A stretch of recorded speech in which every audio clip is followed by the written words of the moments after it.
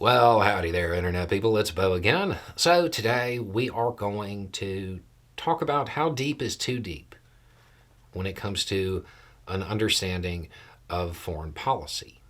Meaning, how much does the average person really need to know about it? We're going to do this because got a question about it, got a message about it, and because it reveals something about domestic policy as well, because the two are inextricably tied. Okay, so it starts off with Kiora from Aotearoa. I meant to look that up before this video. Okay, and then it says, I knew very little about the actual functions of foreign policy beyond Iraq was about oil. That content in particular has been super valuable to me, especially in these recent years of international conflict and the accompanying images of horror and pain from around the world. And then it goes on to say that, YouTube's algorithm has done its thing. So this person is now seeing other videos about foreign policy, and they're recommending books that even the people recommending them are describing as, quote, not fun and incredibly dense. And then it goes on to say, what you've taught me about foreign policy has been a strange source of comfort these past years. The fact that these things do tend to repeat themselves, that the cycles are somewhat understandable if you look closely, and crucially, that there are people doing good work in the world at almost every level, outnumbered as they may be. And then this is all to say, at what point does the foreign policy rabbit hole go too deep for a civilian to have to worry about? I'm deeply curious about these books and all the new understanding I could gain, but it also feels like opening the Necronomicon. And maybe I won't like what I find. Okay, so the deeper you go, you're going to notice two things. First is that the systems are entrenched. And yeah, there's a whole lot in there that you're not going to like. Your foreign policy is nowhere near as horrible as, American foreign policy. There's not as many horrible things to discover. But most countries have foreign policies that their citizens would rather not know about in most cases. And those systems are entrenched, very, very hard to change. And the more you learn about it, the more you realize that is true. So you hit a level at some point where you realize you're not going to be able to directly influence these items, okay, because they are too entrenched. And that is, it's not great information, but it informs something else, which does matter. And that's that foreign policy is inextricably tied to domestic policy. You can't get a deep systemic shift when it comes to American foreign policy, because that foreign policy is in support of domestic policy and the systems in place here. And that's what is most important to those in power. Our foreign policy is directly tied to domestic policy. So if you want a deep shift in foreign policy, you have to achieve deep systemic change in domestic policy first. Otherwise, you won't get it. This is why when we've talked about this in the past, I've been like, if this is going to be your thing and you're going to try to shift American foreign policy, you're going to lose way more than you win.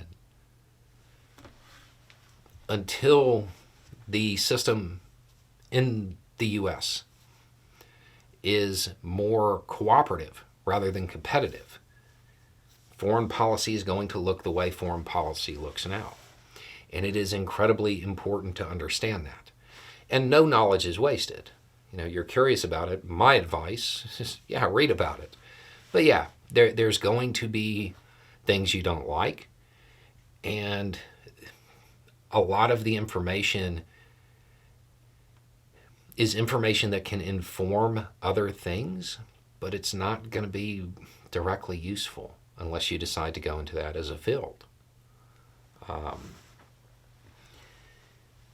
But the most important lesson you'll learn is that domestic policy has to shift first. And there's a lot of debate about what I'm about to say next. And I enjoy watching the debates because it's a good discussion. But my personal opinion on this is that change to a more cooperative system, a more cooperative society, that deep systemic change that most people watching this channel really want, it has to start here.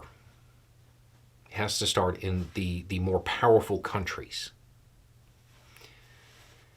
Because most smaller countries, if their domestic policy shifts to a more cooperative society, well, it doesn't change foreign policy.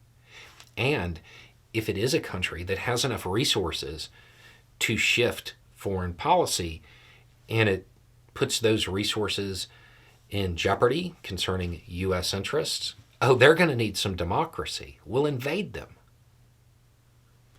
So it has to start here. And again, that is a subject of a whole lot of debate. And that's my opinion. At the same time, I can see the arguments coming from the other way, saying that if it starts in the smaller countries first, then because of how, in some ways, because of how extractive the U.S. is, well, it would shift domestic policy in the U.S. And I can see it. It's just, I just feel like it would work the other way. So, there's going to be uncomfortable stuff. Yes, you're going to realize that a lot of it it's entrenched, it's intractable.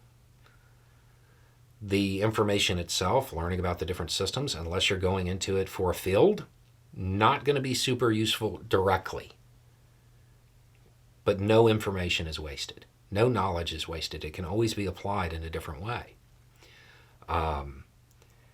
And to me, the most important lesson to learn about getting into the deeper aspects of foreign policy and how all the different international systems really function when you get down to it is that they're not good, but they're also not going to change as long as we have a system that is competitive in nature domestically. Because we need the resources, we need that power to maintain the system that we have. So if you want to change that, we have to have a less authoritarian and more cooperative society within the United States first. That's where the change is going to come.